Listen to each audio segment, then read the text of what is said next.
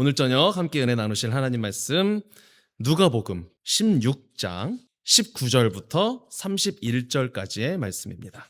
신약성경 120페이지에 있습니다.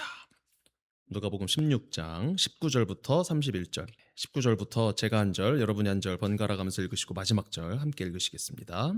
제가 19절 먼저 읽겠습니다. 한 부자가 있어 자색 옷과 고운 베옷을 입고 날마다 호화롭게 즐기더라.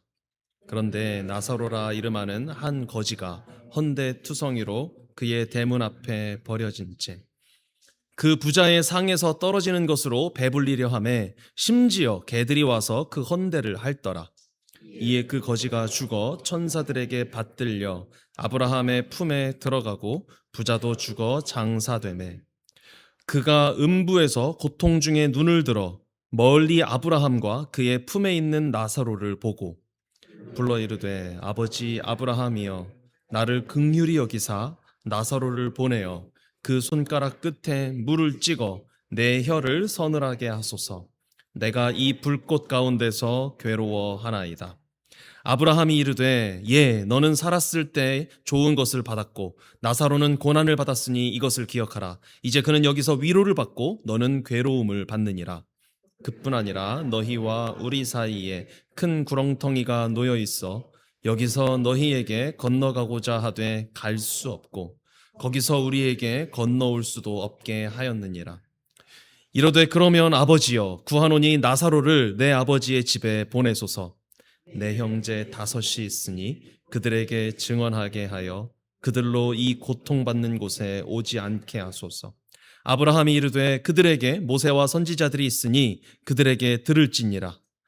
이르되 그렇지 아니하니이다. 아버지 아브라함이여 만일 죽은 자에게서 그들에게 가는 자가 있으면 회개하리. 함께 읽으십니다. 이르되 모세와 선지자들에게 듣지 아니하면 비록 죽은 자 가운데서 살아나는 자가 있을지라도 권함을 받지 아니하리라 하였다 하시니라. 아멘. 네, 오늘 저녁은 함께 비유술 3번째 시간으로 부자와 나사로 비유, 부제는 성경이면 충분합니다 라는 내용으로 함께 주님 주시는 은혜 나누시겠습니다. 이 말씀 아주 우리가 잘 아는 말씀인데 제가 이 비유 속에서, 이 이야기 속에서 만약에 욕심을 부려서 모든 내용을 다 짚고 넘어간다 하는 포인트를 쫙쫙쫙쫙 뽑은 다음에 그렇게 해서 최대한 간략하게 설교를 하면 얼마나 걸릴까 계산을 대략 해보니까 2시간 정도가 필요한 것 같더라고요. 그래서 에라 복수하는 김에 나 혼자 외로울 수 없다. 우리 오늘 저녁 오신 분들 다 늦게 귀가하자라고 하려다가 참았습니다. 네, 필수적인 포인트만 오늘 또 짚고 넘어가실 텐데 네, 부제, 성경이면 충분합니다. 이게 사실 이 부자와 나사로 비유에서 가장 핵심적인 부분이라고 볼 수 있고요. 다만 이것을 중심으로 해서 여러 가지 또 우리가 이 말씀 속에서 알 수 있는 예수님과 관련된 이야기들을 살펴보려고 합니다. 이 비유 말씀을 묵상하면서 우리가 일단 시작함과 동시에 가장 먼저 착각하지 않도록 조심해야 할, 그리고 어쩌면 우리 생각의 일부를 교정해야 할 수도 있는 그런 고정관념이 하나 있습니다. 보통 어떻게 이제 이 비유를 읽을 때 우리도 모르게 어떤 개념이 생기기 쉬우냐면요, 부자는 악하고 가난한 자는 선하다. 이 개념이 우리도 모르게 생길 수가 있습니다. 왜냐하면 부자가 대문 앞에 나사로 거지를 두고 도와주지도 않은 것 같고 결국에는 부자는 지옥 가고 나사로는 천국 갔죠. 그리고 천국 가서 그 지옥에서 아브라함이 이 부자에게 했던 말 중에 하나가 뭐가 있냐면 너는 살았을 때 마치 부자였으니까 지금 지옥 가도 되고 나사로는 거지였으니까 가난했으니까 천국 온 거다라는 식의 뉘앙스처럼 보이는 구절도 있잖아요. 그렇죠. 그러나 제가 이렇게 적나라하게 설명을 하고 나니까 이게 아니라는 거는 당연히 아시겠죠. 자세히 하나하나 짚지 않아도 일단 부자라고 하나님이 싫어하시겠습니까? 가난하다고 하나님이 무조건 좋아하시겠습니까? 그럴 리는 없다라는 것을 아시기 때문에 일단은 이런 이분법적인 프레임으로 오늘 본문뿐만 아니라 성경 전체, 그리고 심지어는 이 세상을 바라보면 안 되겠다라는 부분을 일단 짚고 넘어가야 할 것 같습니다. 마치 부자인라는 사실 자체가 죄를 짓기라도 한 것처럼 손가락질하고 또 가난하게 사는 것이 마치 신앙의 훈장이라도 된 것처럼 스스로 교만하거나 그런 가난한 사람들을 무조건 치켜 올려주는 그런 일은 있어서는 안 되겠습니다.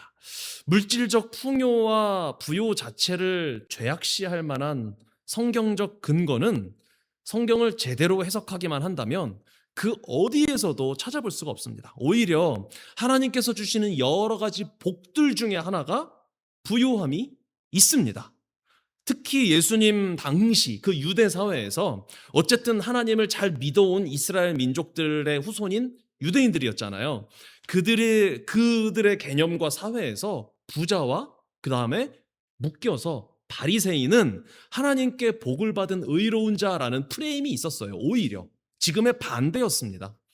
그리고 오히려 반대로 가난한 사람들은 하나님께서 뭔가 저주를 내리시고 죄를 지어서 저렇게 삶을 살아가고 있는 것이 아닐까 하는 생각을 사람들이 많이 하고 있던 그런 시절이었습니다. 물론 이것도 잘못된 거죠. 오해죠. 양극단 모두 틀렸습니다. 하나님께서 복을 주시면 그때나 지금이나 여러 가지 복을 주시는데 사람마다 다른 복을 주시는 거고요. 그 여러 다양한 복들, 여러 사람에게 다양하게 주시는 복들 중에 하나가 물질의 복이 있는 것뿐입니다. 그렇죠?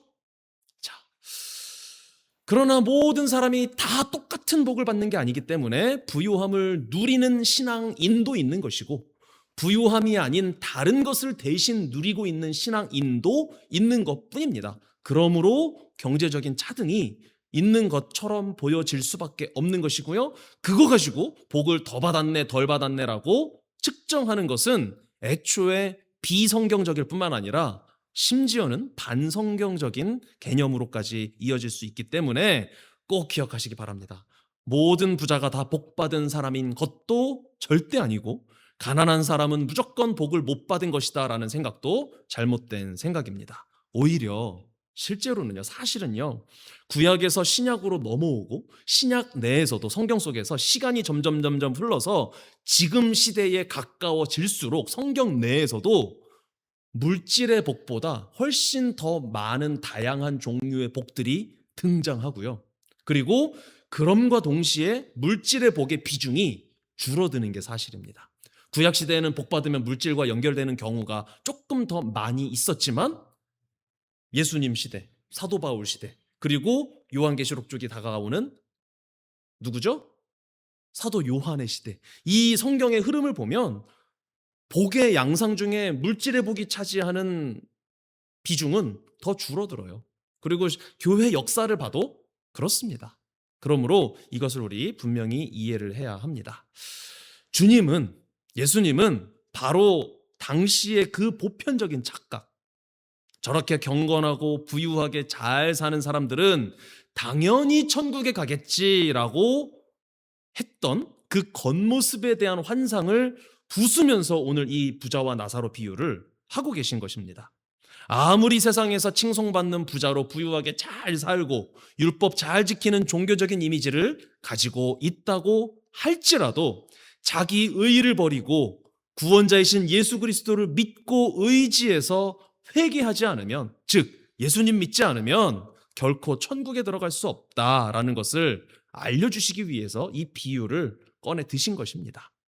오늘 우리 이 말씀을 통해서 우리의 이 신앙생활, 종교생활, 일상생활 속에서의 영적인 겉모습의 화려함을 내려놓고 오직 성경 말씀이 가리키는, 하나님의 말씀이 우리를 결국 인도하시는 그 예수님과 예수님의 십자가 앞으로 나아가 그 앞에 엎드릴 수 있는 은혜 경험하시기를 예수님의 이름으로 축복합니다. 오늘 본문 19절에 한 부자가 등장하죠. 19절 말씀을 보시면 이렇게 말씀합니다. 한 부자가 있어 자색 옷과 고운 베옷을 입고 날마다 호화롭게 즐기더라. 아멘. 여기서 이게 이제 제가 왜 2시간이 걸릴 것 같다, 3시간이 걸릴 것 같다는 생각이 들었냐면 부자라는 이 단어부터 짚고 넘어가야 제 속이 시원할 것 같거든요. 그러나 참겠습니다. 여기서의 부자는요, 간단하게 말씀드리자면 우리가 생각하는 돈 많은 부자만 의미하는 게 아니에요. 돈만 많은 게 아니라 모든 게 많은 것을 뜻합니다. 돈도 많고요, 신분도 높고요, 그 다음에 그뿐만 아니라 마음속에서도 우리가 흔히 부자 아닌 사람들, 우리 같은 사람들이 생각하는 게 돈 많으면 그만큼 걱정도 많겠지, 그 돈 지키려면 얼마나 또 스트레스고 나름대로의 고충이 있지 않겠어라고 생각하고, 그게 사실이잖아요. 그러니까 우리 부자 안 되고 있는 거잖아요, 그렇죠? 자, 그런데 여기서 이 부자는요, 그 모든 부정적인 요소가 다 사라지고 돈도 많고 인간관계도 좋고 자식도 잘 되고 신분도 높고 자존감도 높고 자존심도 세고 진짜 세상의 모든 것들이 다 가진 그런 부자를 의미합니다. 부정적인 요소가 하나도 없는 부자라는 그런 단어의 뜻입니다. 자, 그래서 이게 또 어떻게 표현이 돼? 단어 자체도 그렇지만요, 지금 말씀에 자색 옷과 고운 베옷을 입고 날마다 호화롭게 즐기더라라고 하고 있죠. 여기서 자색 옷은 자주색 옷이죠. 이거는요, 당시 시대에 귀족들과 왕족들, 최고위층들만 입을 수 있었던 색깔의 옷입니다. 신분이 엄청 높다는 뜻이죠. 그리고 이 고운 베옷, 이거는 오늘날로 치면 베르사체, 또 뭐가 있나요? 아르마니, 뭐 이런 거? 저는 요거밖에 모르겠습니다. 요런 아주 비싼 최고급 명품 옷을 뜻한다고 보시면 됩니다. 자, 그리고 날마다 잔치를 벌이면서 풍요를 만끽했다, 호화롭게 즐기더라. 이게 이제 인간관계를 뜻해요. 모든 사람과 다 잘 지내고 이 사람하고 친해지고 싶어서 안달난 사람들이 아주 줄을 서 있었다. 요런 이제 뉘앙스, 그림이 지금 그려지고 있는 겁니다. 그런데 이제 누가복음 16장 전체 문맥을 보면 이제 14절, 오늘 본문은 아니죠. 14절에 이렇게 표현되고 있어요.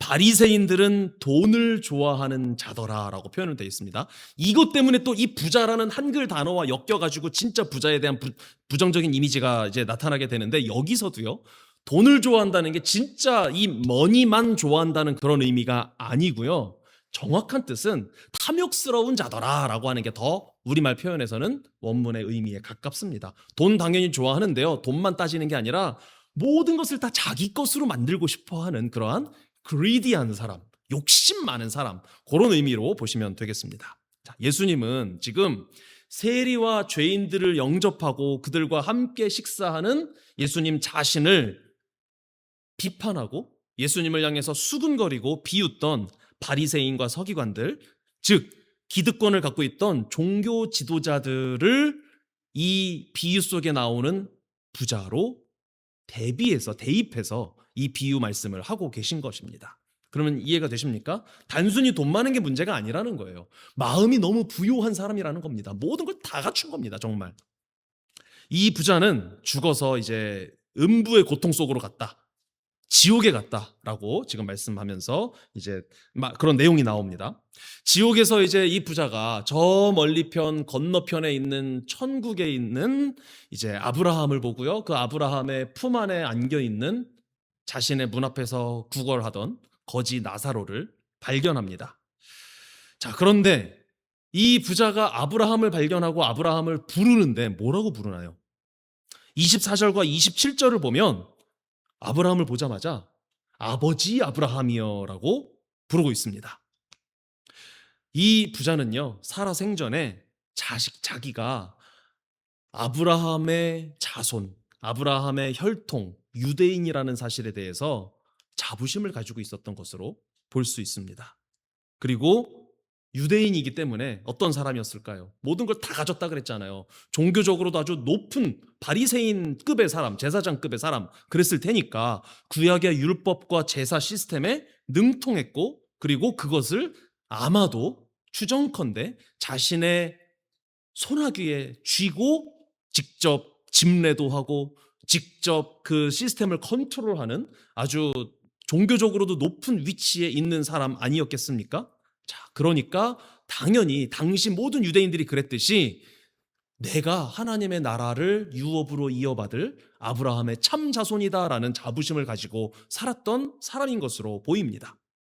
그러나 그가 가진 그러한 부와 명예, 아브라함의 자손이라는 혈통적인 기득권, 당시의 성전을 중심으로 모든 것들을 주관하면서 유대인 모든 백성들의 존경을 한 몸에 받는 이 부요한 삶을 살았던 이 사람이 가지고 있었던 마음속의 자기의, 이것은 그를 음부의 불꽃 가운데에서 구원해내지 못했습니다. 아브라함을 보자마자 거리낌 없이 아버지 아브라함이여 부를 정도의 아브라함에 대한 친밀감과 친숙함과 그러한 가까운 마음이 있었지만, 자신의 그 의로는 그 지옥과 천국의 사이에 있는 구렁텅이를 건너갈 수 있는 능력이 없었습니다. 그저 허망하게 아브라함을 부르는 것만 할 수 있었을 뿐이죠. 예수님은요, 십자가 없는 종교적 기득권과 회개 없는 자기 만족의 끝, 부요한, 마음이 가난한 것이 아니라 부요한 종교의 삶을 살아가는 그 끝은 영원한 멸망뿐이다라는 사실을 지금 이 부자의 모습을 통해서 경고하고 계신 것입니다. 여러분의 마음은 얼마나 부요하십니까?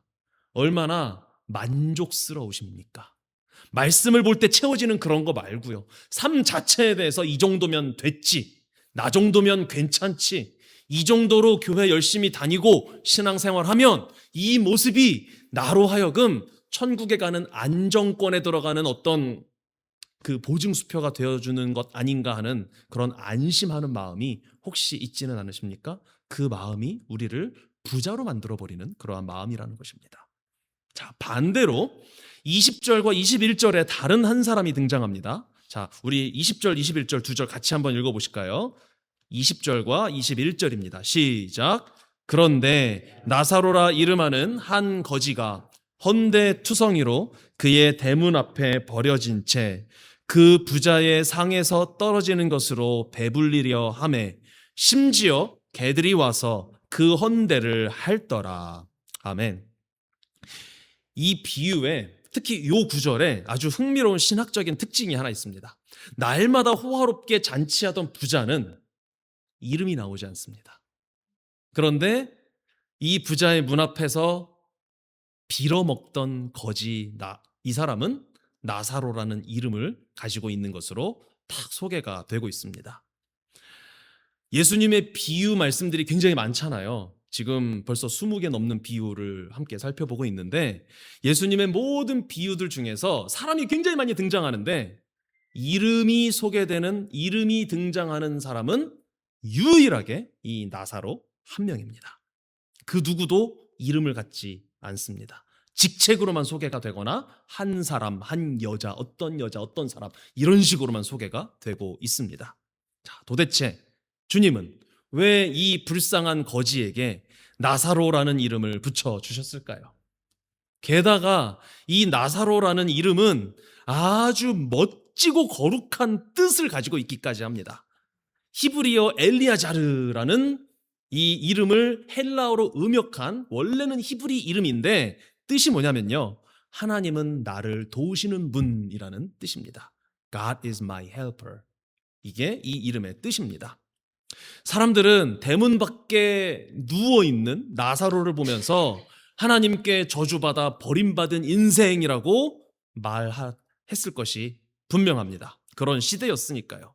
그러면서 저주받은 사람이니까 어떻게 했을까요? 에이, 우리 식으로 하면 재수없어.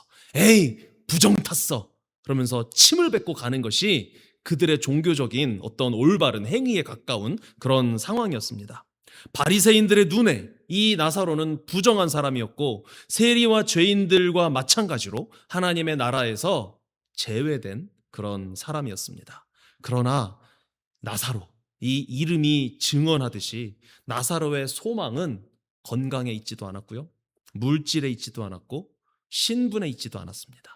세리와 죄인들과 똑같이 자신의 힘으로는 도저히 인생의 희망을 찾을 수 없고 자기 자신을 어떤 식으로도 구원할 수 없는 영적인 빈털터리라는 사실을 알고 있는 하나님께서 찾으시던 사람의 모습이었습니다.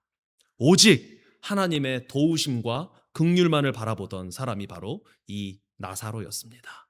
진짜 구원자, 진짜 메시아만이 나를 구원해 주실 수 있습니다. God is my helper.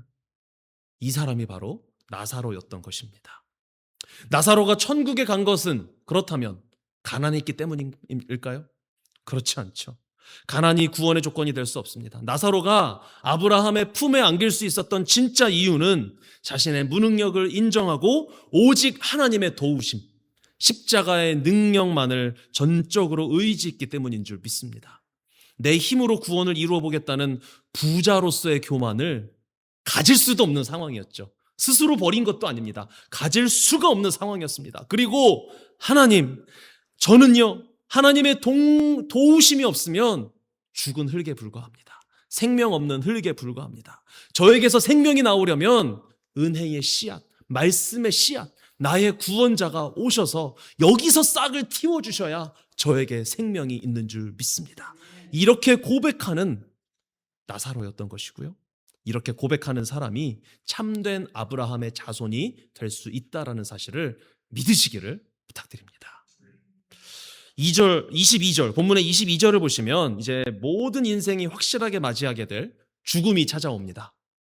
이렇게 말씀하죠. 이에 그 거지가 죽어 천사들에게 받들려 아브라함의 품에 들어가고 부자도 죽어 장사되매. 아멘. 죽음은 여기서 극명하게 보이죠. 인간의 세상적인 신분과 자랑을 완벽하게 무력화시켜버립니다. 대문 안에서 호의호식하던 부자도, 대문 밖에서 비극적인 인생을 살았던 나사로도 결국 똑같이 죽었습니다. 그런데 죽음 이후에 상상하지도 못했을 법한 대반전이 일어나죠. 세상에서 업신여김을 당하던 나사로, 거지 나사로는 아브라함의 품, 즉 하나님 나라의 안식으로 들어갔고요. 날마다 잔치를 벌이던 부자는 음부의 고통스러운 불꽃 속으로 빠져들어가고 맙니다. 예수님께서 이 비유를 통해서 사후세계의 모든 구조를 다 세세하게 가르쳐 주시는 것은 아닙니다. 그게 1차적인 목적이 이 비유의 목적이 아니니까요. 그리고 비유이기 때문에 하나하나 막 요소를 끄집어내서 천국은 이럴 것이다, 지옥은 이럴 것이다, 그렇게 따지는 것이 정확하지 않을 수 있습니다. 다만 참고할 수 있는 두 가지만 짚고 넘어가자면요. 첫 번째는 죽음이라는 것은 존재의 소멸이 아니라 우리의 존재가 그대로, 우리의 지금 가지고 있는 의식까지도 또렷하게 가지고 그대로 가는 천국, 지옥이라는 것입니다. 그렇죠. 그래서 천국에 간 자는 이 땅에서 삶을 기억하고 있고요. 지옥에 간 사람도 마찬가지로 지옥에서 그 뜨거운 고통을 받는데 이 땅에서의 삶이 다 기억이 나는 겁니다. 부자의 모습을 보면 알 수 있죠. 자신과 함께 살던 형제, 가족들의 모습을 그대로 기억하고 그들을 걱정하기까지 합니다.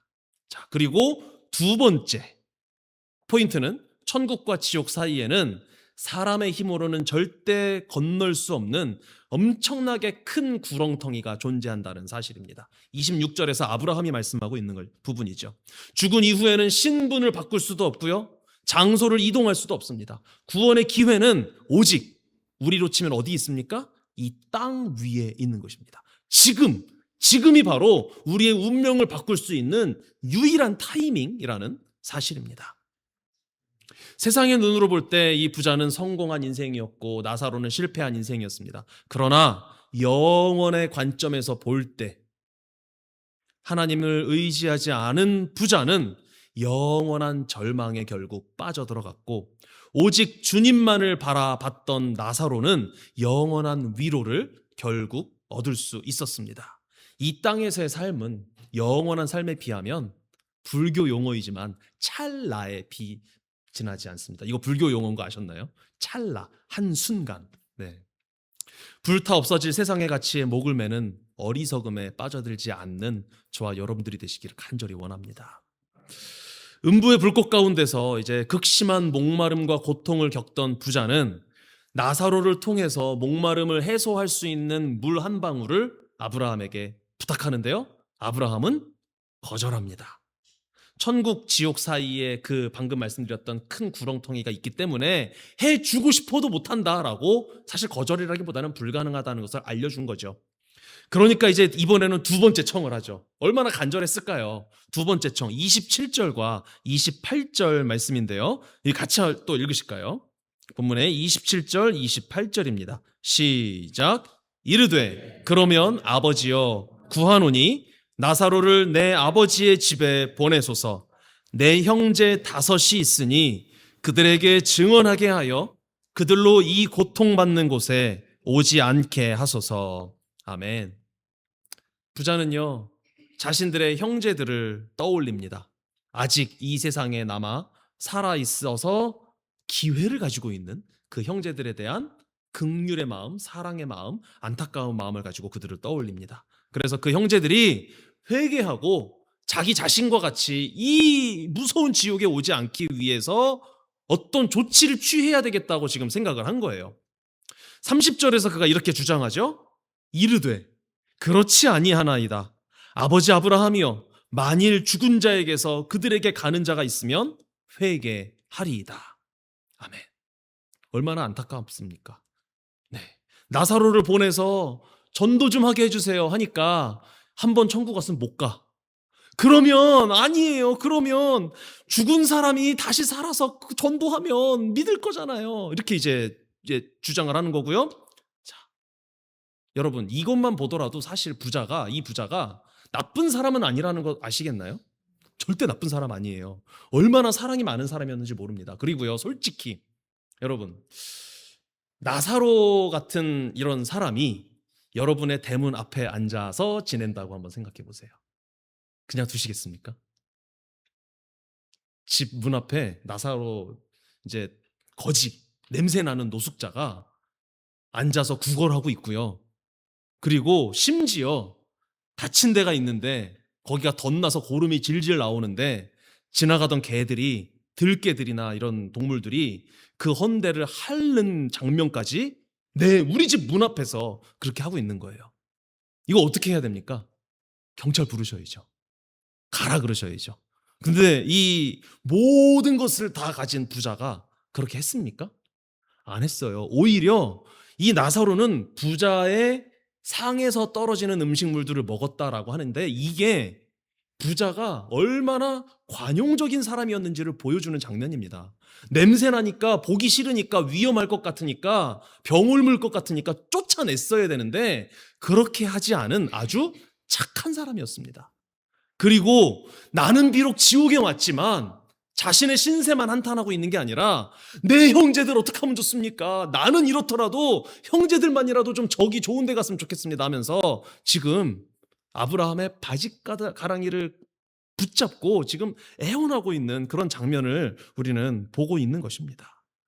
그런데요, 여러분, 이 부자의 안타까운 마음 속에서, 이 말 속에서 우리 마음 속에도 깊이 뿌리 박혀 있는 타락한 인간의 본성이 또 하나 보입니다. 그게 뭐냐면요, 내 눈앞에 기적이 한 번이라도 더 일어나면 내가 하나님 더 잘 믿을 수 있을 것 같은데 라고 하는 그러한 생각입니다. 우리도요, 사실 그렇게 나쁜 사람들은 아니잖아요. 부자가 더 착한 것 같기는 합니다. 그 나사로를 이렇게 봐준 거 보면은요. 그러나 우리도 그렇게 나쁜 사람인 것 같지는 않습니다. 여러 면에서. 그런데 신앙생활 하면서도 우리도 수시로 그런 생각 가끔씩 하지 않으세요? 와, 내가 그래도 신비체험 한 번만 더 하면 하나님을 더 잘 믿을 수 있을 것 같은데. 로또 한 번 하나님 줘보시면 안 돼요? 제가 11조도 확실하게 하고요. 그거 제가 한번 잘 써보겠습니다. 그러면 제 믿음이 더 잘할 수 있을 것 같은 그런 생각이, 우리 결심도 할 때도 있고 또 서원 아닌 서원을 할 때도 있습니다. 하나님 요것만 응답해 주시면 제가 하나님 더 잘 믿고 신앙생활 더 잘 열심히 해보겠습니다. 그렇게 결심할 때도 참 많이 있잖아요. 그런데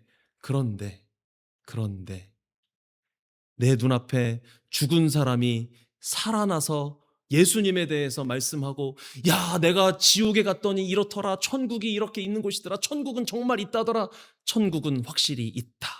혹시 어디서 들어보셨나요? 이 문구를. 그러면 믿음이 더 좋아질 것으로 우리는 착각을 하는데요, 그게 아닙니다. 성경 역사를 생각해 보세요. 성경 내용만 보더라도 그렇습니다. 기적을 체험했다고 해서 인간의 완악한 마음이 그 즉시 회개하게 되고 진심으로 하나님을 잘 믿게 됩니까? 그런 경우도 있지만 그렇지 않은 경우도 참 많이 있습니다. 출애굽 당시에 이스라엘 백성들의 모습이 단적인 예죠. 세상에 그 거대한 제국 이집트가 10가지 재앙 좀 만났다고 그렇게 무너져가는 장면을 눈으로 목격하는 사람이 이 세상에 얼마나 그렇게 많이 있겠습니까? 홍해가 반으로 쭉 갈라져서 마른 땅을 건너는 기적을 직접 체험하고, 그 갈라진 바다가 다시 합쳐져서 당시 세계 최강대국의 가장 강한 군대였던 이집트의 군사들이 한 번에 몰살당하는 장면을 눈앞에서 바라본 사람들, 그런 경험을 도대체 누가 할 수 있었겠습니까? 그러나 이스라엘 백성들은 출애굽하면서 이걸 다 직접 경험했습니다. 하늘에서 매일 만나가 떨어지고 메추리로 하나님께서 먹이시는 경험을 하고요, 반석에서 목마를 때 시원한 생수가 터져 나오는 걸 눈으로 목격한 사람이고 그 물을 마신 사람들입니다. 게다가 낮에는 구름기둥, 밤에는 불기둥으로 하나님이 계속 인도하시고 함께 하신다는 사실을 몸으로 느끼고 눈으로 직접 목격했던 사람들이 이스라엘 백성들이었습니다. 그런데 그들이 기적을 그렇게 날마다 보니까 완벽한 믿음을 갖게 돼서 결국 가나안 땅에 들어갔습니까? 아니요. 단 한 명도 가나안 땅에 들어가지 못했습니다. 볼 때는 믿음이 강해지는 것 같았지만 그 기적이 지속되지 않는 것 같으니까, 그 기적의 시간이 끝나니까 또 불평이 터져나오고 또 하나님을 원망하게 되고 또 금송아지 만들어서 섬기게 되고, 어쩌면 지금 저와 여러분이 살아가는 겉모습만 봤을 때는 이 모습보다 훨씬 더 타락한 모습을 많이 보였던 사람들이 그 출애굽한 이스라엘 백성들의 모습 아니었습니까? 그들은 모자란 사람들이라서 그랬습니까? 아니요. 그들의 모습이 우리의 모습과 똑같다는 것입니다. 아무리 기적을 보더라도 그 기적이 우리의 믿음을 강하게 만들어주는 것은 아니라는 사실입니다. 부자는 자기 형제들에게 초자연적인 기적, 나사로가 죽었지만 다시 살아나서 가서 천국에 대해서 말해주고 지옥에 대해서 간증해주고 이러면 그들이 회개할 거라고 믿었습니다. 그러나 그것은 인간의 죄성을 몰라도 너무 모르는 무지에서 나온 생각이었습니다. 부자의 이 철없는 요청에 대해서 아브라함이 이렇게 대답하면서 선언하죠. 29절 말씀입니다. 아브라함이 이르되 그들에게 모세와 선지자들이 있으니 그들에게 들을지니라. 자, 그리고 31절 말씀 같이 읽으시겠습니다. 31절입니다. 시작. 이르되 모세와 선지자들에게 듣지 아니하면 비록 죽은 자 가운데서 살아나는 자가 있을지라도 권함을 받지 아니하리라 하였다 하시니라. 아멘. 해결책은 뭐라는 겁니까? 성경이라는 겁니다. 모세와 선지자들은 구약 성경을 가리킵니다. 기록된 하나님의 말씀. 아브라함의 대답에 이 비유의 결론이 담겨 있습니다. 인간을 참된 회개로 이끌고 영원한 생명을 얻게 하는 통로는 오직 하나님의 말씀, 성경뿐이라는 사실입니다. 성경을 보고도 믿지 않으면 아무리 화려한 기적이 일어나도 그것을 통하여 믿게 되는 일은 일어나지 않는다라는 말씀입니다. 화려한 기적이나 신비한 체험, 그것이 믿음의 출발점이 될 수 없습니다. 오직 기록된 하나님의 말씀, 성경이야말로 우리의 타락한 심령을 우리의 유일한 구원자이신 예수님께로 인도해 주시는 통로가 될 수 있음을 믿으시기 바랍니다. 그렇다고 여러분, 기적은 잘못됐다, 기적은 다 쓸데없다가 아닙니다. 그것은 보조수단이라는 것이죠. 종교개혁자 마틴 루터가 청년 시절에 길을 가던 중에 마른 하늘의 날벼락을 맞을 뻔한 경험을 합니다. 수도원에서 이제 건물과 건물 사이를 이동하던 중에 자기의 왼쪽으로 벼락이 팍 떨어져서 진짜 죽을 뻔한 이런 엄청나게 무서운 체험을 합니다. 그래서 진짜 수도사가 되기로 이제 하나님 앞에 서원을 하고 수도원에 들어갑니다. 그는 구원의 확신을 얻고 싶었습니다. 수도사가 됐지만 하나님이 너무 두려운 거예요. 그래서 제가 천국 갈 수 있다라는 확신을 갖고 싶습니다라는 소원을 가지고 굉장히 열심히 수도원의 규칙과 당시 교회, 로마 카톨릭이거든요. 그 카톨릭의 가르침에 따라 최선을 다합니다. 금식하는 거, 그리고 자기 몸을 막 채찍으로 때리는 거, 그런 거 아세요? 그 예수님이 맞으셨던 채찍 있죠? 그 채찍 끝에 막 쇳덩어리 달고 자기 몸을 막 때립니다. 그리고 무릎으로 계단을 기어 올라갑니다. 이런 고행을 하면서 구원의 확신을 얻고자 했습니다. 그렇게 할 수 있다고 가르쳤거든요, 교회에서. 그리고 신비한 환상을 구했습니다. 하나님, 저에게 제발 나타나 주십시오. 그래서 너 구원받았다 한마디만 좀 해주시면 안 되겠습니까? 그러나 그 어떤 고행, 그 어떠한 노력도 이 루터를 지옥 공포로부터 구해낼 수가 없었습니다. 확신이 도무지 생기지를 않았습니다. 그런데 루터가 비로소 영원한 죄사함의 평안과 구원의 확신을 얻게 된 계기가 바로 성경을 읽던 중이었습니다. 로마서 1장 17절 말씀을 읽는 순간 그의 머리가 번뜩 뜨이게 된 것입니다. 이렇게 말씀합니다. 복음에는 하나님의 의가 나타나서 믿음으로 믿음에 이르게 하나니 기록된 바 오직 의인은 믿음으로 말미암아 살리라 함과 같으니라. 아멘. 하나님의 말씀을 읽다가 성령님께 마치 뒤통수를 한 대 팍 얻어맞으면서 너 내가 구원했어 라는 확신을 얻게 된 것입니다. 한 사람의 영혼을 변화시키고 시대를 뒤흔드는 힘은 벼락이나 신비한 환상이 아니라 오직 기록된 하나님의 말씀에서 비롯되는 것인 줄 믿습니다. 여러분, 십자가의 복음이 우리에게 주는 진정한 충격이 무엇인지 아십니까?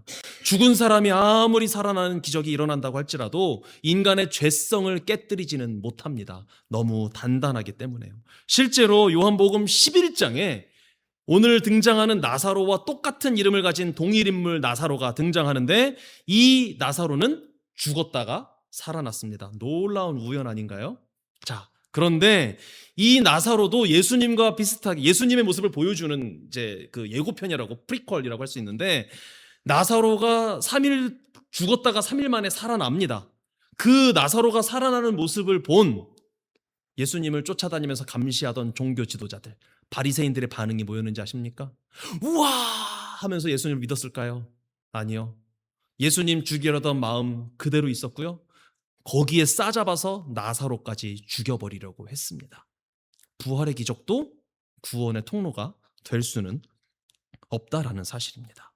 실제로 예수님께서 십자가에서 죽고 3일 만에 부활하셨죠. 나중에 그때도 이스라엘 이 유대교 종교 지도자들은 무덤을 지키던 로마 군인들에게 돈을 주면서 매수해서 시체를 제자들이 훔쳐갔다고 말해라 라고 거짓 소문을 퍼뜨리게 만들었습니다. 실제로 부활을 하셨는데도요. 기적으로는 절대 믿음을 만들지 못합니다. 믿음은 기적으로 살 수 있는 것이 아닙니다.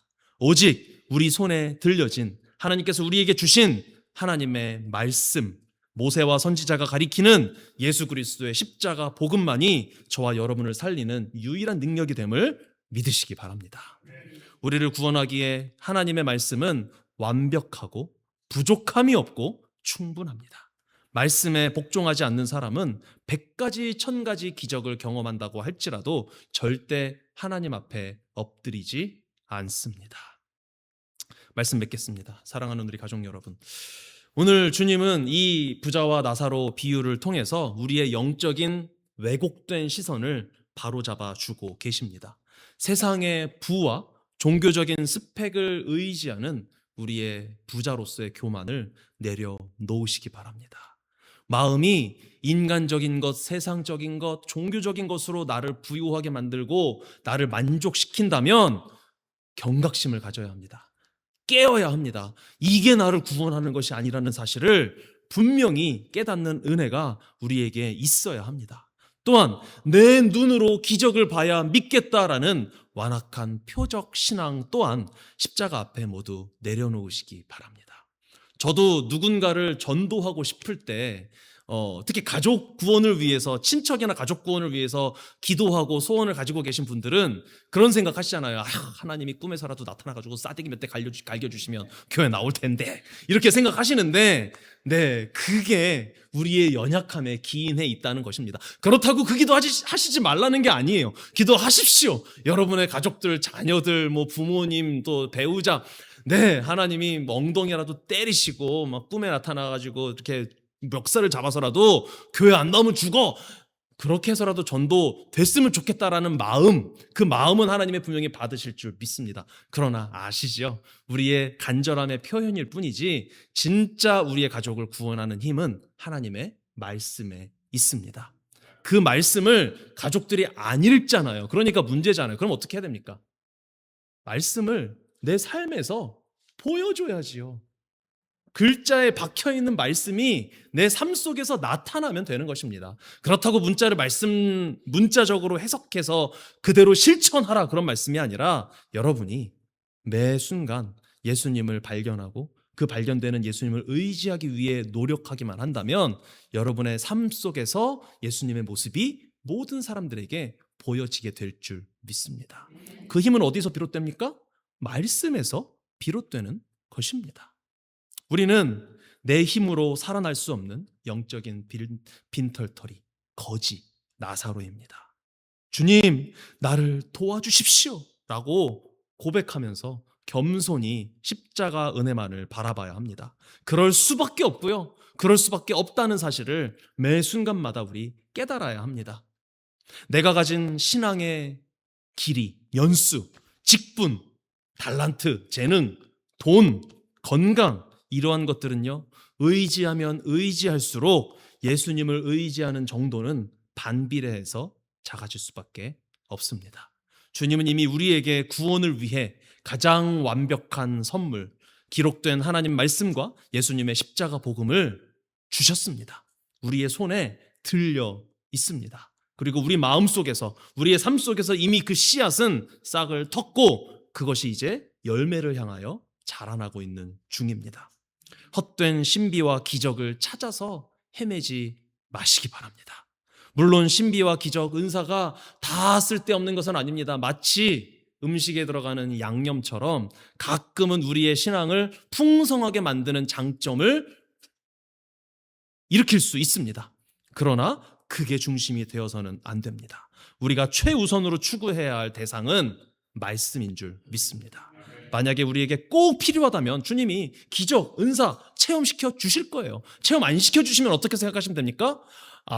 필요 없나 보다 이해하시면 되는 것이죠.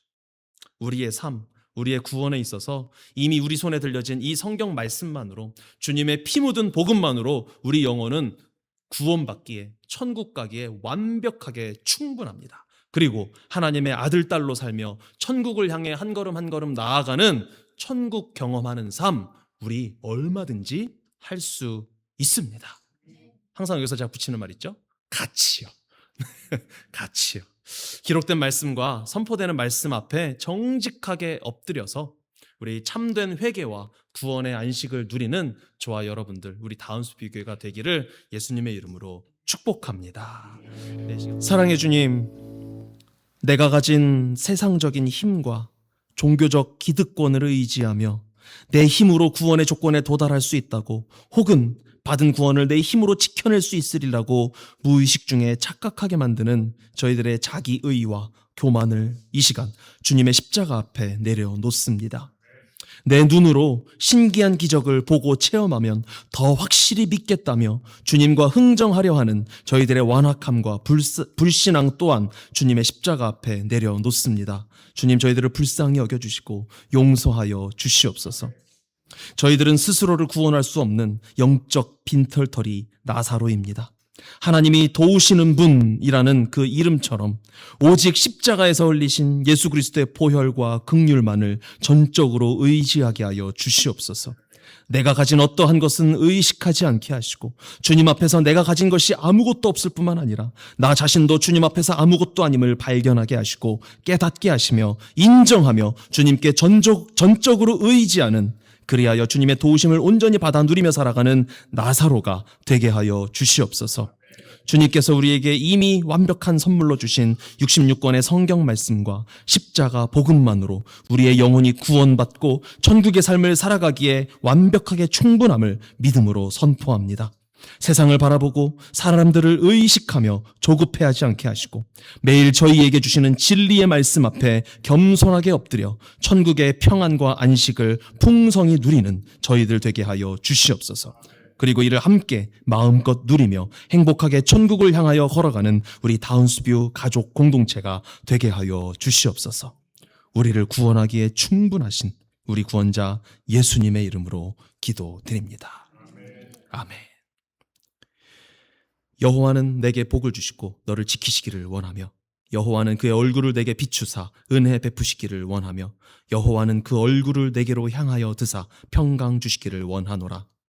우리 주 예수 그리스도의 은혜와 아버지 하나님의 놀라우신 사랑과 보혜사 성령님의 인도하심이 내가 가진 부와 신앙의 스펙을 의지하는 교만과 기적을 구하는 완악한 신앙을 십자가 앞에 내려놓고 하나님이 도와주셔야만 살아남을 수 있는 영적 나사로의 겸손함으로 우리 손에 이미 들려진 완벽한 성경 말씀과 십자가 복음만을 온전히 붙잡아 천국의 안식 누리며 살아가기로 결단하는 모든 하나님의 자녀들 예배자들 머리 위에, 그들의 가정과 직장, 사업장, 학업 위에, 우리 조국 대한민국과 삶의 터전 캐나다 위에, 주님의 몸 되신 다운스비교회 위에 지금부터 영원토록 함께 있을지어다.